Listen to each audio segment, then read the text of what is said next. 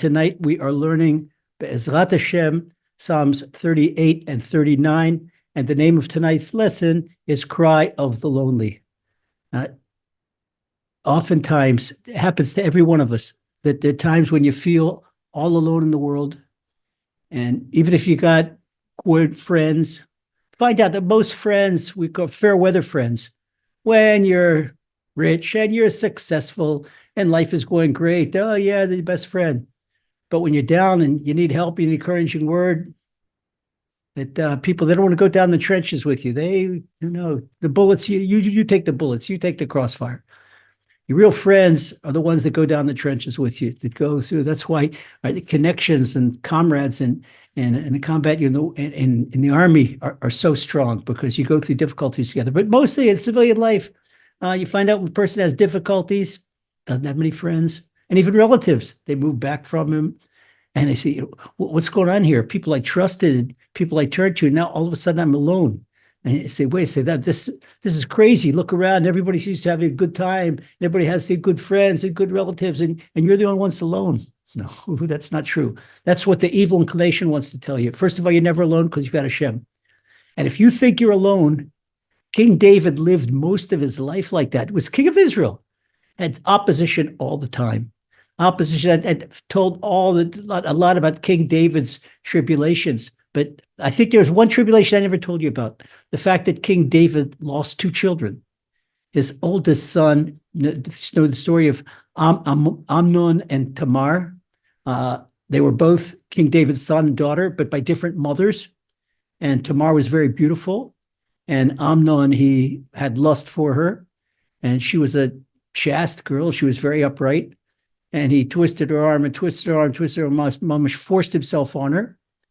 Well, when Tamar's brother, her older brother, was Avshalom, that he later comes to revolt in the king, when he found out what happened, he killed Amnon.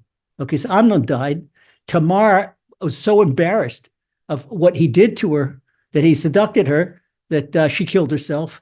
So in one fell swoop, King David lost a son, a daughter. This to add all his other problems. The fact that his father-in-law chased him, the fact that his King Saul's daughter, Michal, that David was married to, she mistreated him terribly. The fact he had two sons that revolted against him. The fact his closest advisor revolted against him. Wow. Whatever you're going through. Now tonight, we're talking about a very moving two Psalms. And these two Psalms, 38 and 39, King David wrote them when he was temporarily dethroned. He was in exile. In addition to being exile, when he saw the whole country turned against him. And later Hashem gave him the throne back. Hashem took him off and good back. Why did Hashem do all these things to him? Because he's King David. He's Mashiach. And he had to go through, like we always said since the very first lesson, that he is the all-inclusive soul. Anything you have been through, any difficulty you've been through, King David has been there and done that. And as the all-inclusive soul, he has the all-inclusive tribulations. Any tribulations that we all went through, he goes through. And that's why you could so identify, heaven forbid, when you're sick, and when you're down and out, when you feel all alone, that the remedy is Psalm 38 and Psalm 39. Even though we're in the month of Adar, and we're a week and a half from Purim, and things are picking up happy, sorry, tonight is not going to be a fun and games Psalms. It's not smiley, and it's not, it's very serious. King David wrote these Psalms when, in addition to all his other problems, he had leprosy. He had leprosy for 6 months. This was a decree from above. And people say, why does Hashem do this to me? King David, that was a perfect righteous man, a perfect tzaddik. And on top of that, Hashem dethrones him, and Hashem gives him leprosy. What a test of Emunah. What a test of Emunah. Now, we're going to learn also tonight how to behave when you're under pressure. Some people will tell you, oh, say thank you to Hashem. It's a sign of your Emunah. Not King David. No, you cry to Hashem. You don't hide your pain. You don't pretend your pain is there. No, you tell Hashem you're hurt all over. You have to be honest with Hashem. But we do it from a point of, we're coming from a place of hurt. We're not coming from a place of complaint. That when we express our pain, it's not complaining. And we have to understand what we're about to learn. King David is not complaining. He is telling Hashem where he's holding. Hashem knows exactly where he's holding because Hashem is bringing him to the brink. King David's life is by a hairbreadth. King David feels like he's ready to check out. He's on the verge of death. Sometimes people that are sick, that they feel like that. And it doesn't matter. It doesn't matter. King David is showing you have hope. It doesn't matter what the doctors say, and the doctors can't tell a person how long he has to live, and the doctor can't person that there's no hope. There is always hope because Hashem is the doctor of all flesh, and Hashem is, he alone does and will do everything. So King David was in your same situation, and tonight we'll let King David talk to our hearts, and we'll see how we're able to express. Okay, it's Psalm 38. Psalm 38 is the remedy. It's the go-to psalm for when you are deeply lonely, deep in trouble, deep in tribulations, deeply sick. You plug in the negative adjective. This is what you go to. It begins, Mizmor David, David's song of praise. Mizmor David lahaskir. This is the first time we ever heard this term, lahaskir. David's song of praise as a reminder. What do you mean as a reminder? David's song, a reminder to who? This explains the Melitzer Rebbe in his interpretation of Psalms that our lessons are based on, and that are eventually we should be lucky to together finish all 150 Psalms. And then Bezrat Hashem will publish the book as the Book of Psalms in spoken English. It's based on the teachings of my esteemed and beloved Rebbe and spiritual guide, Melitzer Rebbe. Melitzer Rebbe says this is a reminder to all those who are suffering for all times. Mizmor LeDavid Laskir, but what's a Mizmor? It's David's song of praise. Despite the fact that he's suffering, he's still praising Hashem. Unbelievable. They keep it up or down. This is what keeps King David from going crazy. This is his sanity, and this is the life he holds on to, that he praises Hashem no matter what. Okay, so now he opens up. Okay, Hashem, I'm going to praise you, but I'm going to open up my heart, and it's going to come like a floodgate. Imagine in Holland, open up the floodgates, and this is King David's opened up the floodgates of his heart, like some dock in Holland, and all the flood waters are coming right in. In verse 2, we're in Psalm 38, verse 2, Hashem, al beketzpecha tochicheni b'chamoscha tiasreni. Hashem, do not rebuke me in your anger, nor punish me in your wrath. What's King David saying? Hashem, okay, if you want to correct my soul, you want to make me stronger, that's fine. But don't punish me out of anger. Don't punish me out of wrath. Because this is something I won't be able to handle. Hashem, if you're angry at me, even though King David, if you read with Psalm 38, 39, you go away thinking he's the biggest sinner in the world. He's the biggest righteous person in the world. It's Mashiach.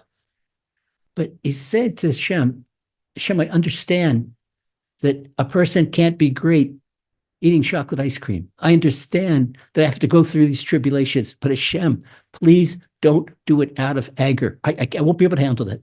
The whole world is against me. Hashem, you cannot be against me.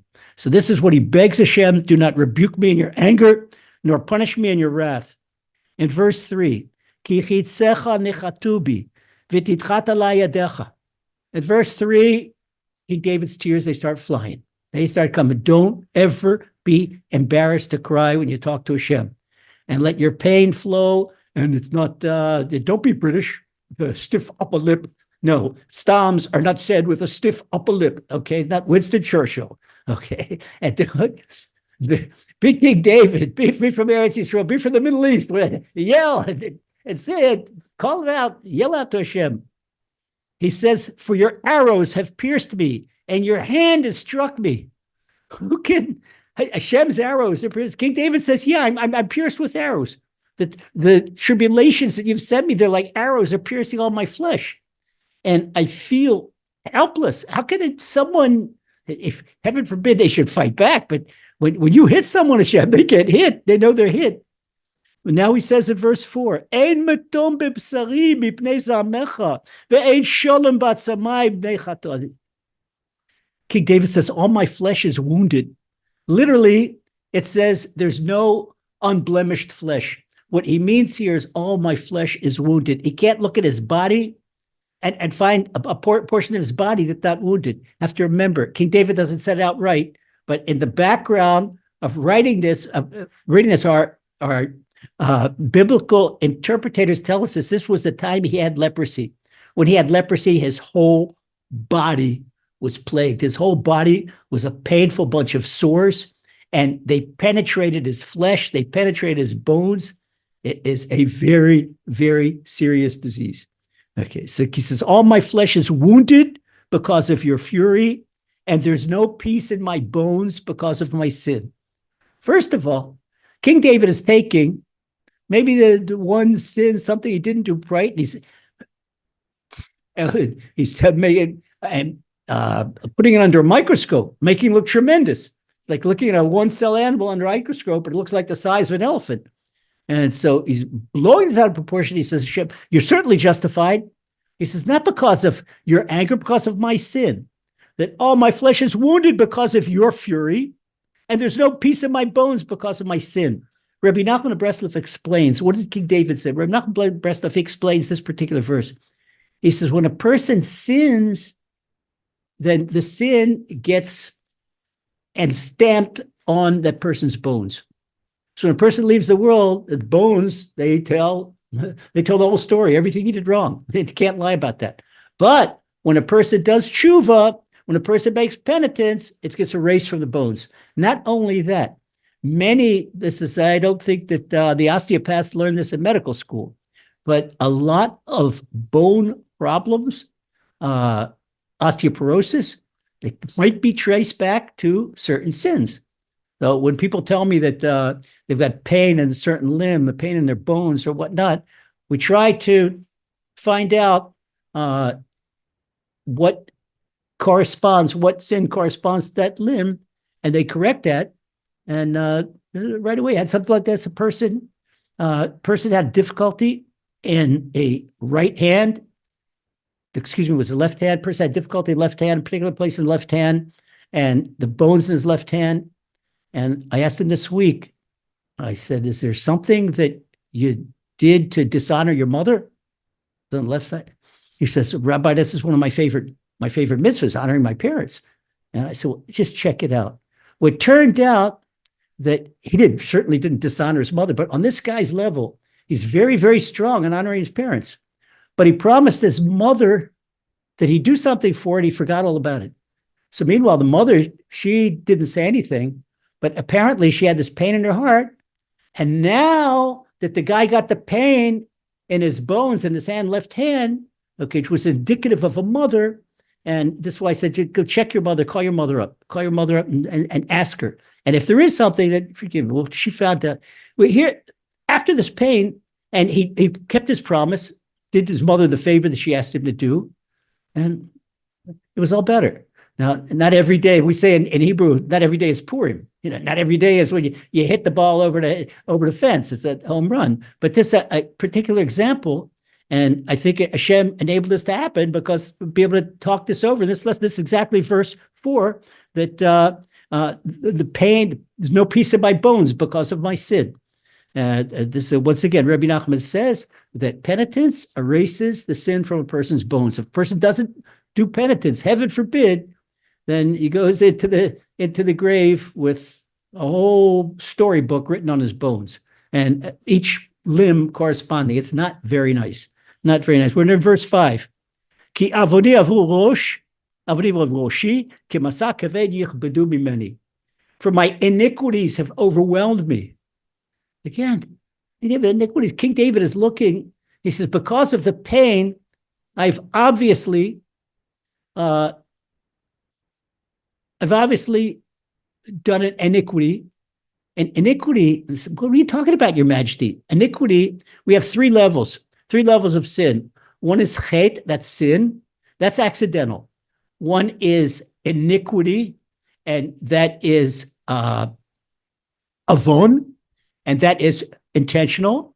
And the third higher one is pesha, transgression, which is willful revolt against Hashem. Well, King David's talking about willful sin.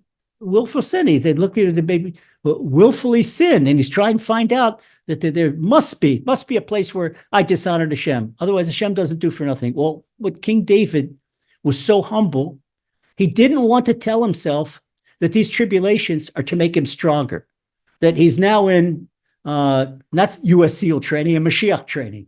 And Mashiach has got to go through all this stuff.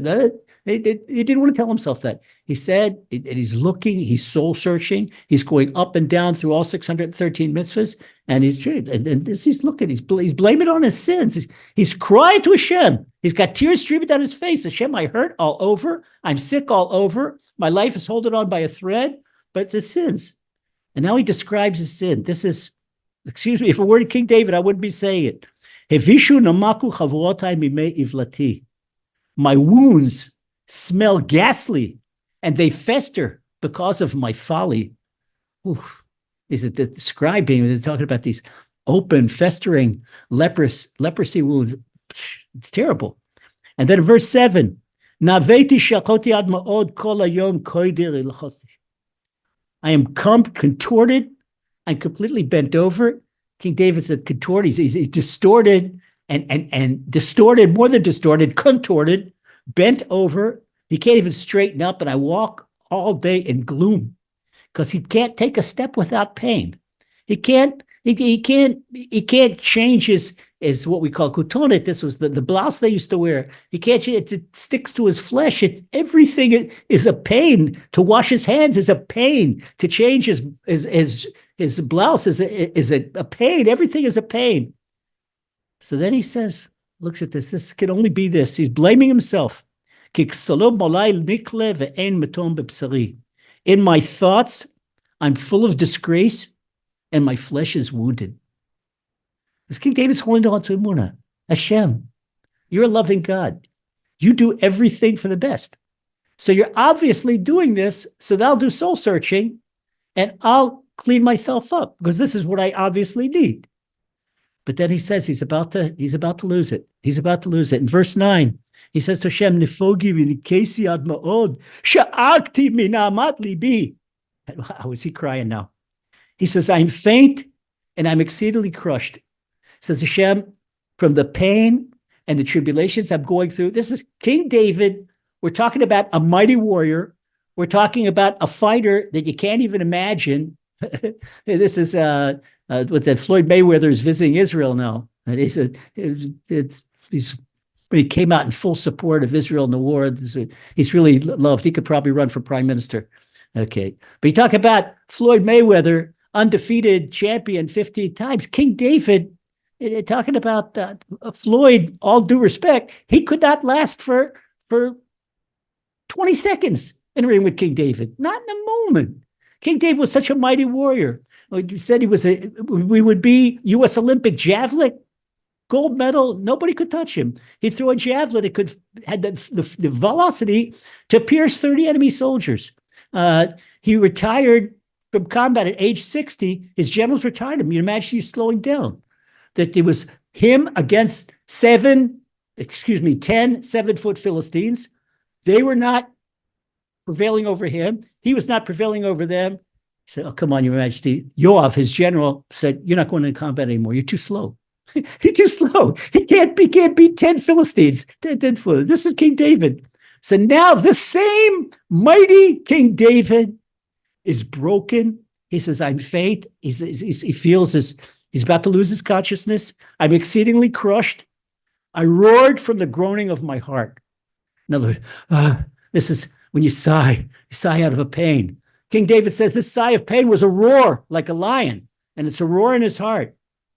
And then he appeals to Hashem in verse 10.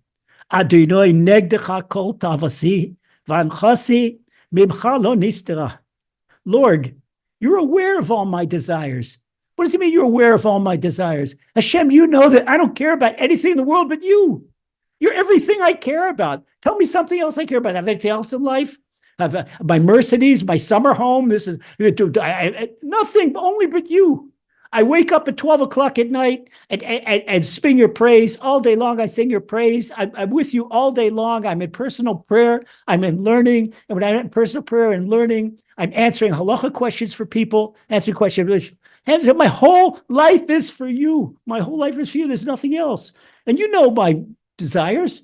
But with all that, my cries of pain are not hidden from you. You know, why do I need to cry out like this? Hashem, you can feel me.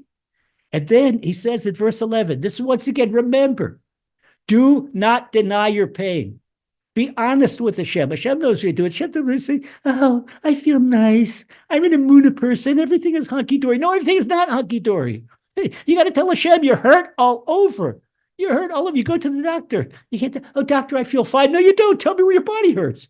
Okay, so find out. You got to express your pain. But once again, express your pain from a point of pain and a point from Emunah. I know that this pain is coming from a loving Father. I'm not complaining. I'm not complaining. It's like when we loved our father. And in my generation, our parents coming off of World War II, it was not chocolate-coated discipline. Oh, well, we tasted the back of the hand more than one time.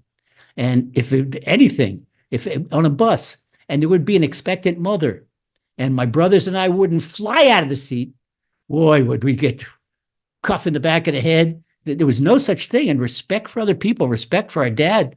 Wow, it was education. It was no joke education. Listen, King David, you have to realize, but we knew that our dad loves us. Okay, this is what he loves us. This is with the Shem. Sometimes, this is what King David tells us in Psalm 23. Whether you're a punishing stick or that same stick becomes a leaning staff that an old man can lean on. Whether you come with me in harsh discipline or you come with me in love and I can lean on you. Hey, Mayinachamuni, both of them comfort me, but just be with me. Just don't forsake me. Don't leave me. This is all King David's worst nightmare, that Hashem should leave him. So he says in verse 11,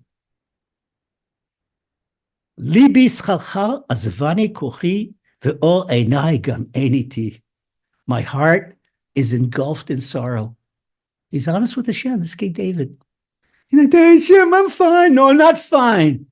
I'm full. My body's on fire. My heart is on fire. My brain, I feel like I'm losing it. I don't know what I'm going to check out for this world. My strength has left me. We're talking about King David's strength. That is a whole big load that left him. And the light of my eyes is no longer with me. Wow. This is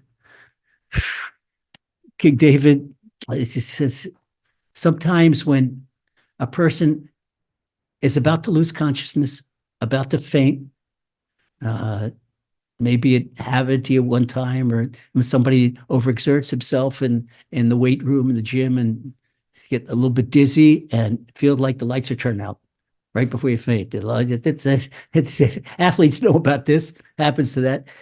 This is King David. The light of his eyes. He feels that he's about to check out. And verse 12. Okay, folks, listen to this. Familiar? Verse 12. Ohavai v'rei meneged nigi yamdu v'krovai merachok amadu. We call this the cry of the lonely. And verse 12. My friends and companions stand aloof. Aloof, that they're apathetic. They stand away, that's all.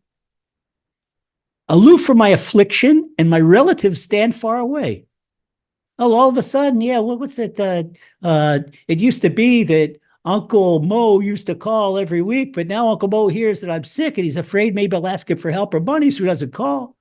And then, you know, my fair weather brother, my fair weather sister, all of a sudden, no relatives, no friends, nobody to depend on. This is the good news.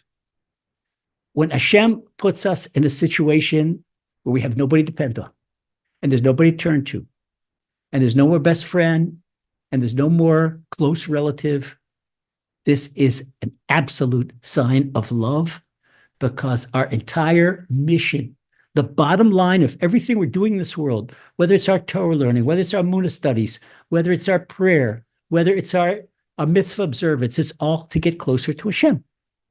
So Hashem sees that if we have an easy life, or we have people depend on, a big support system, and this and that, we don't run to Hashem. Okay, if this person has a good lawyer and the lawyer gets him off the hook, he runs to the lawyer. He has a good doctor and the doctor runs to the doctor.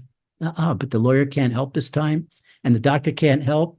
And they say, excuse me, sir, you're about to be convicted, or you're about to be terminally ill or whatnot. The good news of this spiritually is Hashem is taking away all the crutches. Now there is no one to lean on but Hashem, good or bad. In the material world, it's bad. In the spiritual world, it's the best case scenario. Yes, it's painful. But if Hashem puts a person in a situation like that, nobody else to turn to. Not mom and not dad and not best friends and nobody. And you think that the community, the loving kindness and the community, you said take people in and help, but not even the community. The community's backing off of me. Best case scenario, because that is Hashem. Hashem wants you to put all your eggs in Hashem's basket. All, and that's it. And this is getting close to Hashem. This is getting close to Hashem. Don't look to anyone else for salvation, all Hashem. And this is what King David's doing right now. This is verse 12. It is so very important. In verse 13, now it's not just my friends, it's the enemies. Look at the enemies. V'inakshu b'vakshei nafshi, v'dol sherati dibu havot v'milma kol hayom yahagu. Those who want to kill me, they set traps. They're trying to snare me. They're people that sit back. Yofi.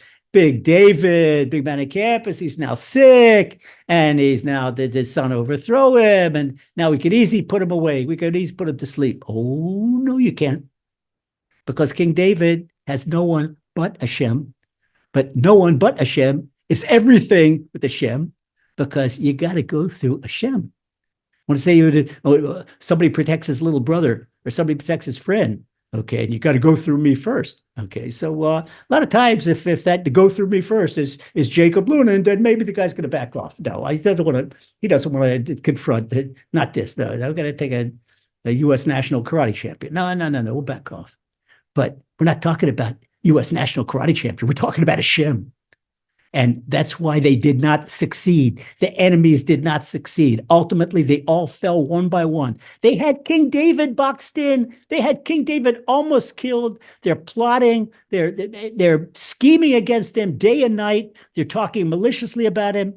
And this is what he says. He says, they want to kill, those who want to kill me set traps. Those who want to harm me talk maliciously, and they speak deceit all day long.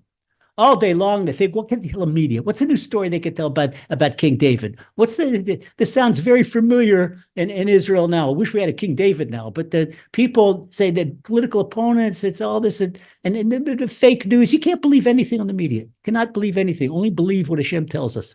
And that's why it's so much healthier. The more we stay away from the media, the greater loving kindness we're doing to our own hearts and brains. Because why put that garbage in our hearts and brains? We went looking for truth. And to put that stuff in. So King David, what does he do? If you're learning with us in our Thursday night lesson, Likutei Moran, we're talking about the power of silence. Rabbi Nachman got this right here. They got this right here. King David, despite the fact that everybody's gossiping about him, everybody is plotting against him, everybody is scheming against him, they're saying all kinds of lies. King David says in verse 14, "V'ani kecheresh lo eshma ke'ilem lo yiftach pi." I act like a deaf person who does not hear, like a mute who doesn't open his mouth. King David, like see no evil, hear no evil, feel no evil. Now, he could have answered them. He had answers for all of them. He could have defuted their lies. He said, no, okay, let him talk. Let him talk. I'm only going to go to Hashem. Hashem, I cannot control the mouths of other people. You can, I can. Okay, and I'm not going to waste my time. Waste my time when I could be talking to you and praying to you and learning Torah. I'm not going to waste my time. So in verse 15, King David says, I became like a person who does not hear and has no words of reputation or rebuttal in his mouth. Okay, King David, he can, all the lies, he can refute them right away. He's not going to bother. He's not going to bother. He's not going to lower himself to the level of these evil tongues.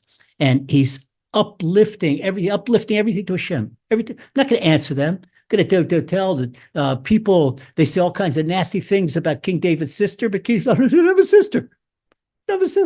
So what I should refute? I have to show my birth certificate, the family thing that I don't have. No, he could refute everything they say. He's not going to bother. He's not going to go. He's addressing, he says, Hashem, all my desires for you, all my lust. I've got lust, it's all for you, Hashem. Everything for you, Hashem. Everything for you. And here, one thing, this is another good thing. Since Hashem took the mighty King David, broke down all his physical powers, King David could no longer trust his biceps, his triceps, his six-pack abs, whatever. He can't. He's got everything. Nothing works. It's all in Hashem. And this is what we will see later in the hundreds when King David says, Hashem, I'm like a baby in mother's bosom. You brought me to the brink where I have no power. I'm losing my eyesight. I've lost my power. My flesh is disintegrating, degenerating in front of my eyes. I got nothing but you. I only have a little taste of my soul. There's nothing but you. In verse 16, now, instead of answering, look where King David is directing the energy. In verse 16, Ki lecha Hashem ochalti ata ta'aneh Adonai Elohai. For I look to you, Hashem, you will answer them, O Lord my God. You're going to fight my battles. I'm serving you. I'm fighting your battles. I'm serving you. Okay, I'm fighting your battles. I'm not fighting my own battles. I'm going to go to bed. This is what we spoke about on Monday night in Harish. We talked about the leader. 1/3 of the lesson was about King David, about Abraham, King David, and Mordechai. You could go on laserbeams.com and you can see the replay of the true national leader, what it means to be true national leader of Israel. It's a good preparatory lesson for Purim. But we mentioned there that the true national leader, and this is King David, he's Mashiach. It's all about Hashem.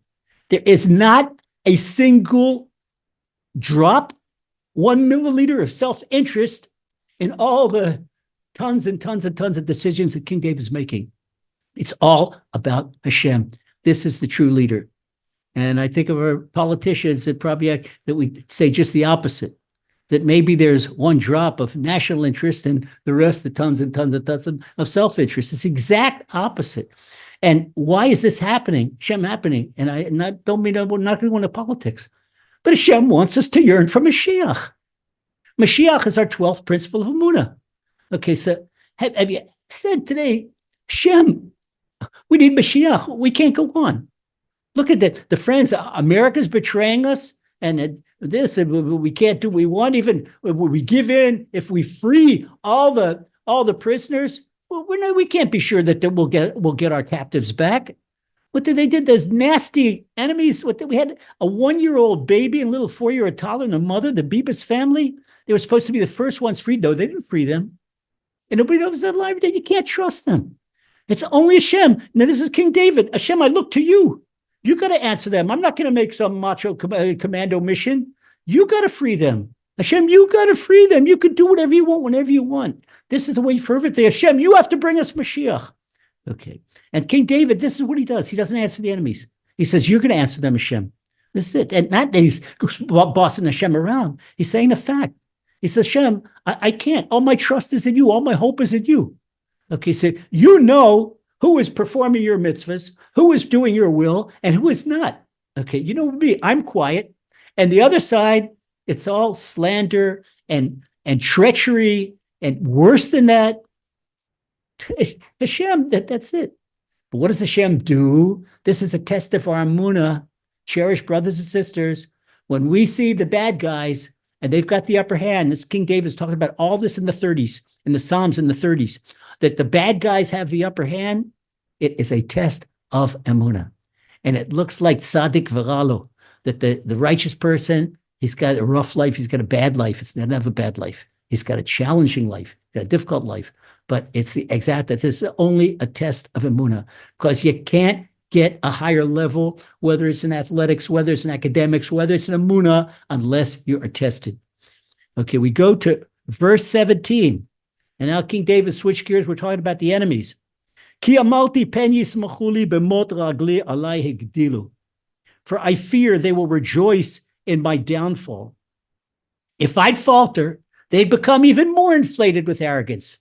They're just waiting like wolves for the injured turkey to fall off the tree, and then they pounce on him. This is just the way King David's enemies were informed. Now, they were afraid, even despite the fact that he's sick and he's barely alive, they're still afraid. They're not going to keep their distance, but they're waiting for him to be knocked down completely, like the wounded deer in the field, and then that the lions and the tigers, and everybody comes out of the woodwork to get that poor animal.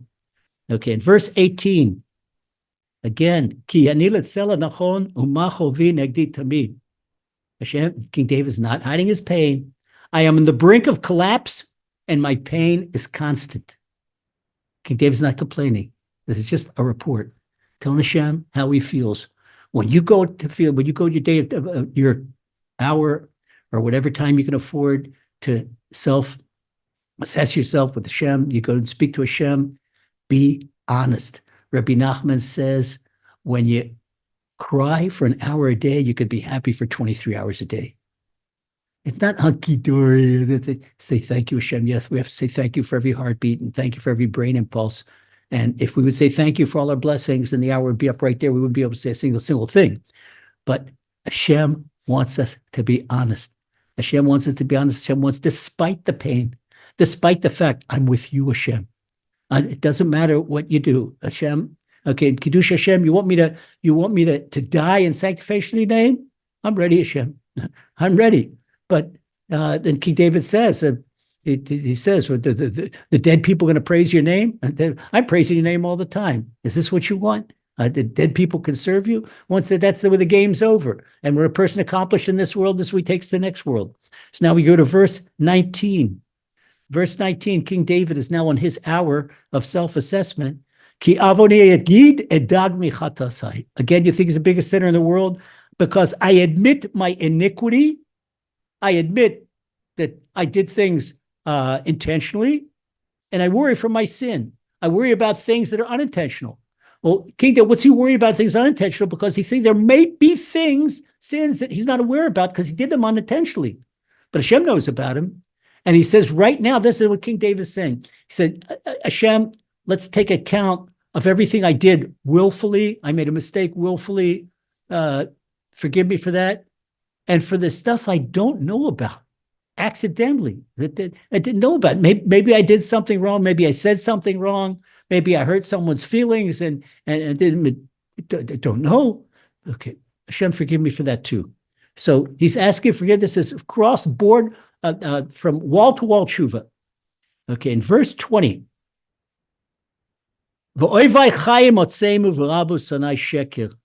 my enemies live in abundance.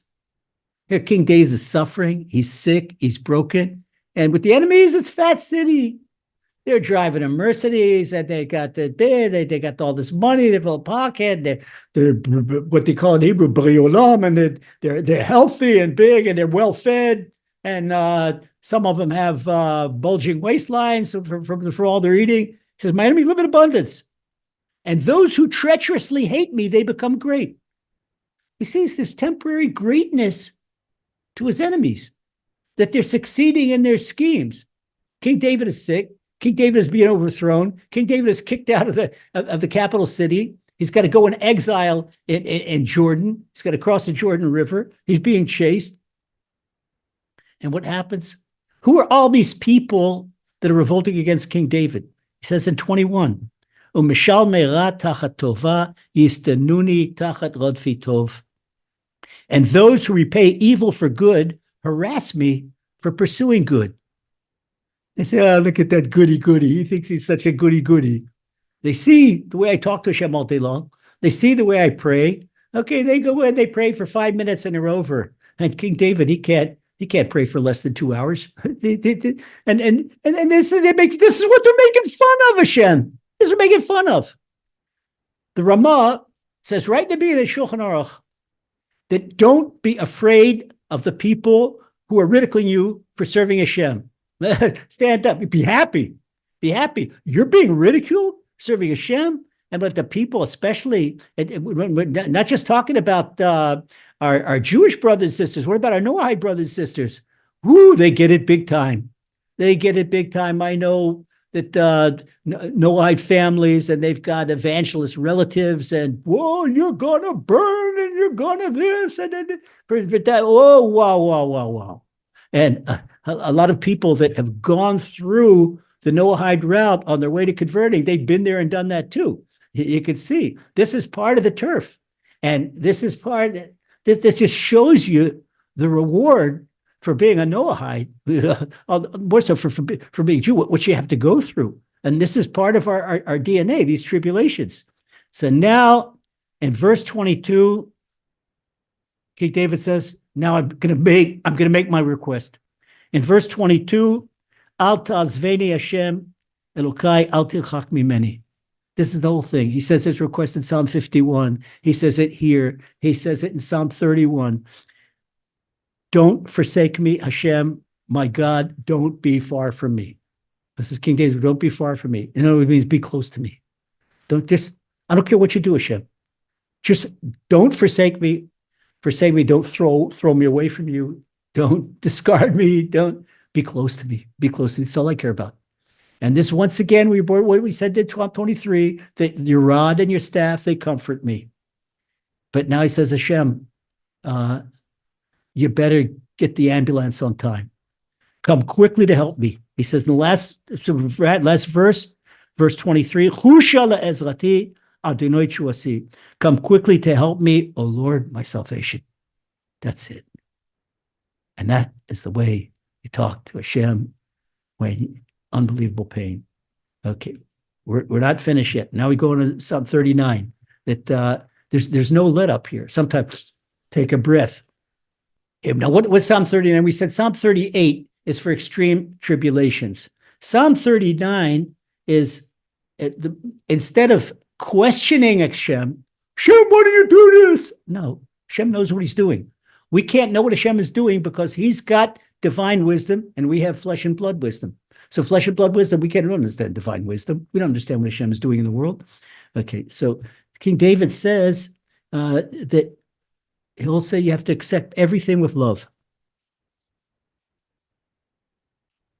We see something else that's the first verse is cryptic. We don't know who Yedutun is. Lamnatseach Yedutun mismola David. For the conductor, for Yedutun, David's song of praise. Yedutun has two meanings. I use it the conductor. Yedutun was the choir leader of the Levites in the Holy Temple. And this here, okay, there's also an interpretation that says the Yedutun was an instrument. But when taken into context of the whole psalm, we're talking about this as a choir. This is like, if you take, singing the blues, this is Psalm 39 is singing the blues. Yedutun is singing a blues song. The choir is singing a blues song. It's not all happy and fun and games. It's from the heart. It's from the heart. So this is for the song. Lamnatzech Yedutun mizmor David. Amalti eshma drachai mechato, b'lashoni eshma lefi machsom ba'ad rasha l'negdi. King David says, despite the fact sometimes the evil inclination says, hey, wait a second, you could pound that other person. You could destroy that other person, whether physically or financially or whatever way. You don't have to take this abuse. You don't have to turn around. Now, King David says, nuh-uh. King David says, I resolve to guard myself against sinning with my tongue. No matter what anybody does to me, I'm not going to. King David, he's got to, before the Chafetz Chaim wrote the Chafetz Chaim, he's got the Chafetz Chaim. I'm not going to sin with my tongue. I will stifle my mouth, even though the evil person stands right in front of me and torments me. What is greater heroism than that? That this Hashem knows. The evil person is standing in front of you.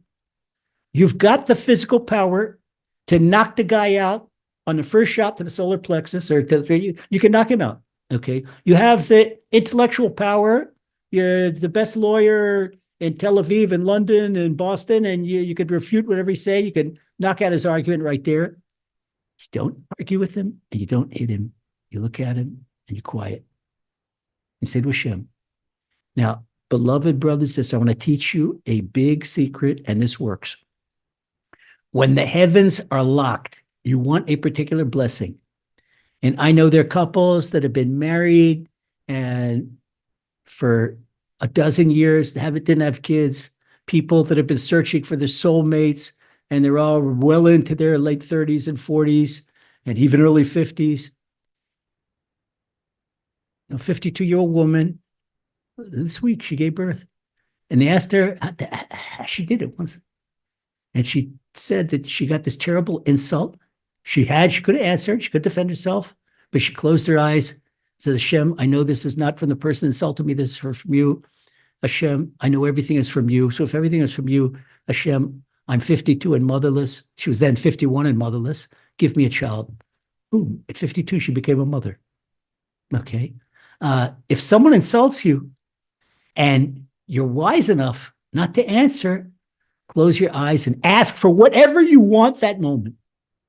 There, but just say, person, stage 4, terminal big C, ask for a cure, all kinds of stories. If I would tell you the stories we know about things like this particular ploy, it would sound like Disney World Fantasyland. It's not Disney World Fantasyland. It's Hashem Miracle Land, because it has to be above nature. It is not nature.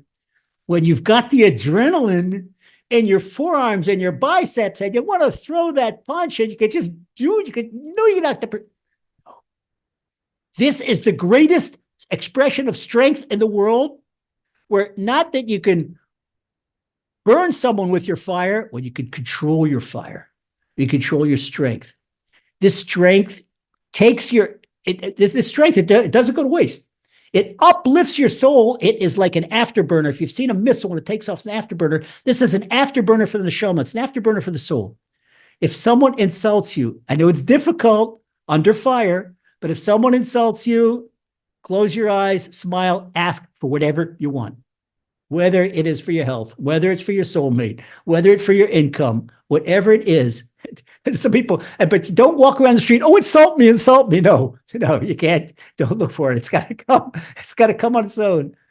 One person wrote me a really angry email.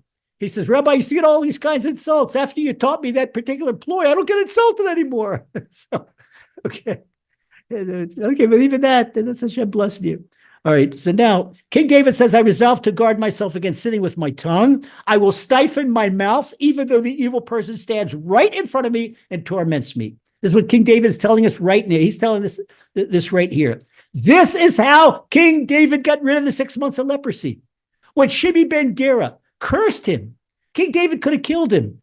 Avishai, King David's lieutenant, they were leaving Jerusalem. They were running away from Avshalom and Avshalom's army, and they went through a village on East Jerusalem, and it was on the way to the Jordanian border, and that's where Shimei ben Gera lived. Shimei ben Gera was, we told the story on Monday night, Shimei ben Gera was 10th generation descendant of King Saul. He was from the tribe of Benjamin. Shimei ben Gera thought that King David usurped the throne from King Saul. He usurped the throne from King Saul, and he cursed David.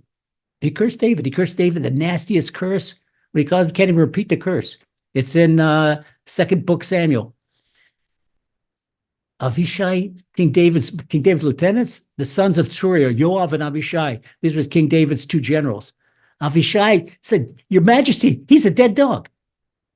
And Avishai, if he would hit him the second time, he'd be hitting a corpse. Because one shot from Avishai, the guy's finished. And he couldn't do nothing. King David told Avishai, quiet. Hashem told him to curse. At that moment, the decree of King David's leprosy was torn. The decree of King David's exile was torn. And then with natural thing that Avshalom rode on his donkey, and he got caught by the hair, and he got killed. And everything, the whole revolution went wrong. And it was not long that King David made it back to Jerusalem. It was not long. King David made it back in better health than he ever was. This is the power. This is right here, this verse. King David says, even though I'm being cursed in my face, I'm going to be quiet. I'm going to be quiet. And he said 3. He reinforces this in verse 3. He says, I became silent like a mute. Not only did I become silent, Even if I want to open my mouth, I'm so accustomed to this. If I open my mouth, nothing would come out. But he says, not even saying a word of prayer or Torah. He had controlled himself so much that he couldn't even say a word of Torah or prayer. And that's why my pain intensified. This is my pain, Hashem, that because I have to accompany myself, I have to steel myself to shut my mouth. I've got lockjaw, and I can't open my mouth in prayer and Torah learning. Like it's just King David would not would not allow himself to say a word. If I say a word, I might answer them. He had to, but this is my prayer because I know I'm capable of answering them, capable of striking them, capable of. Okay, but Hashem, this is why should my prayer suffer? Why should my Torah learning suffer? And then he says in verse 4. He says, verse 4, Cham libi b'kirbi b'hagigi tival esh dibalti b'lashoni. My heart burned within me, and my thoughts were ablaze, so I had to speak to you. Inside, I'm on fire inside. Yes, he's such self-control. His blood pressure is about to explode. His heart feels like it's on fire. His brain is like there's a forest fire in his head. So he's got to get off some steam. Where's he let off his steam? He goes to Hashem. He goes to Hashem. This is where he goes to Hashem. Wow. Verse 5, excuse me, we're talking about heavy antibiotics, Psalm 38 and 39. And King David is at such coming off of 38, and now in Psalm 39, Odieni Hashem kitzi midat yamai ma'ida ma'chadalani. He says, let me know when my end is, Hashem, and the measure of my days, so I'll know when my suffering will be over. King David, as strong as he is, the suffering, the brain is on fire, his heart is on fire, his body's on fire. He doesn't have a healthy chunk of flesh from head to foot. Hashem, I'm not going to throw in the towel because you run the world, and I'm not going to do that. But Hashem, at least tell me when my misery will be over. This is right here. And this is King David. And in verse 6, he's plea bargaining with Hashem. He says, Rabot asita, ata Adonai Elohai, nifleita machshavotecha leinu, ein aroch elecha agida v'dabra atzmo mispar. You have allotted my days as if they were measured in hand breaths. Hand breath is called tefach in Hebrew. And hand breath, there's nothing in English like that word. A hand breath, this is a hand breath. It's 10 inches long, okay, 8 inches long. A hand breath, that's called a tefach. And that's called a hand breath.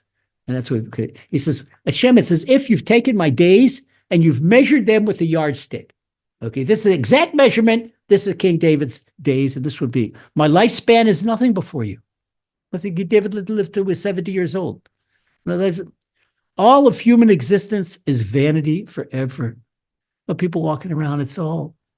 He says, King David now knows the reality. He knows what life is all about getting close to Hashem.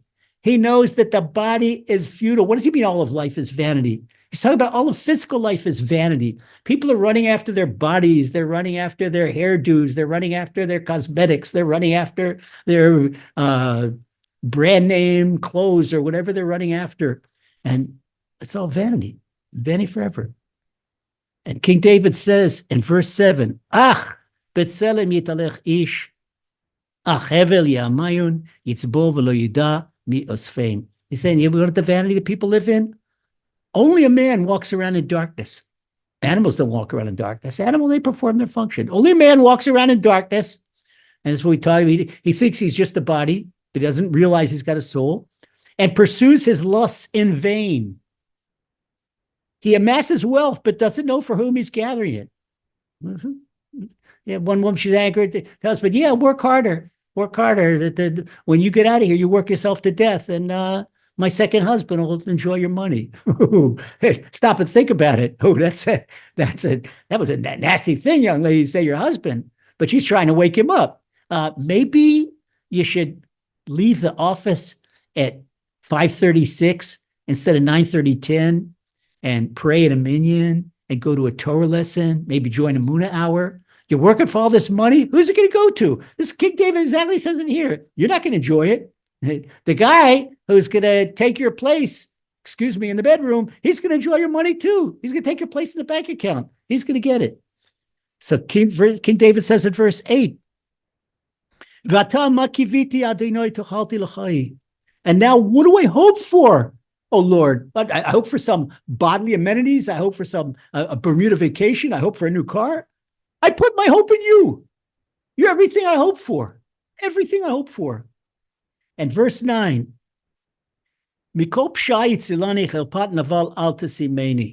save me from my transgressions. Don't make me a disgrace like a fool. In other words, when you see someone that's really messed up his life, what's a disgrace? You see these big national leaders and politicians and the head of the World Bank, and they throw away their whole lives, their whole political career for some stupid scandal. What? And what disgrace? Are you crazy? President of the United States, are you crazy? What you did, the scandalous behavior? King David says, no, not with me. Hashem, let me forward. Don't let me have the disgrace of a fool. This is the disgrace of a fool. When a person throws away his entire life for some little temporary jollies and stuff, what about your neshama? What about your soul? It's a tiny part of Hashem. You're Hashem's daughter. You're Hashem's son. You're going to throw that away for what? For a bit of lentils? Like Esau, he threw the birthright away for a bit of lentils. This we did throw away from some red lentils, a bowl of porridge? No. And once again, King David goes back on his principle in verse 10. I became mute and didn't open my mouth because it was you who has done everything. This is the secret of King David's ability to hold on. I remember all my pain, everything. It's not them. It's not the enemies. It's not the bacteria. It's not the virus. It's you, Hashem. Nothing but you. Ein od milvado. This is what King is saying. There's nothing but Hashem. Nothing but Hashem. In verse 11, he says, he asks Hashem, it's okay to ask Hashem to cure me. Remove your plague from me. Like we're talking about the leprosy. Remove your plague from me. I'm devastated from fear of your hand blows. I have so much pain. And so many, you know, when somebody has hit you a couple of times, you become afraid of him. What the next day, more pain? And shoot, this King David says, this is you, Hashem. This is a blow from you. This is not a blow from, because I could roll with the punch and maybe knock one in myself. No, this is you, Hashem. Can't roll with a punch from you. And in verse 12, he says,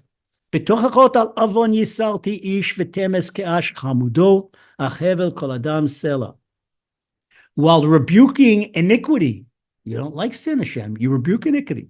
You chastise a person and consume his health like a moth eating cloth. All mankind is nothing but futility forever. What's all mankind? All the flesh and blood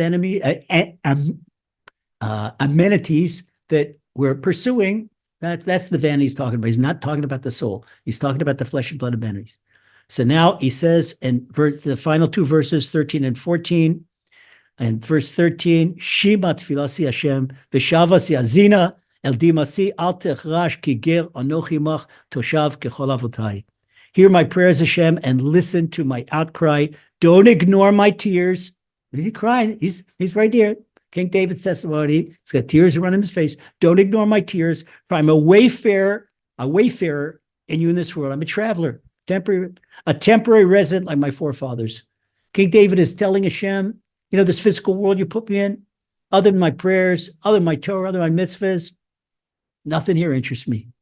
I'm just waiting for the next world where I could be back in proximity with you, and I don't have the body to be sealed. This is it. And this is what Rabbi Nachman said. Rabbi Nachman, he went out of the world very similar to the way King David did. Rabbi Nachman was coughing up blood. Rabbi Nachman was coughing. I don't want to describe that. Rabbi Nathan explains that circumstances of Rabbi Nachman's death, the physical circumstances was tuberculosis. But Rabbi Nachman says one tuberculosis. He says, my body can't hold my soul anymore. Because for me, if there's a day where I can't get closer to Hashem, that to me is a death. So now my soul can't go it won't leave the body. And that's why this is all an excuse for my soul to leave the body. This is age 38. And this is it. I'm a wayfarer in this world. There's nothing, you couldn't buy Rebbe Nachman with any bribe in this world. There's nothing in the world you could give him. Same thing with King David, a temporary resident. This is what he calls himself. So he says in the final verse, Hashem imeni v'avliga b'terem elechi nebeneni. Remove your punishment from me and let me get stronger before I depart and no longer exist. Hashem, I look forward to doing your will. I can't do all the mitzvot unless you let me get stronger. Okay. So for me, to leave like this when I can't do these mitzvot, I'm a loser. But Hashem cures King David. He brings it back. This is talking from the heart. King David's, his health is restored. His monarchy is restored, and everything is a happy ending. And we should all have happy endings and a wonderful, wonderful week.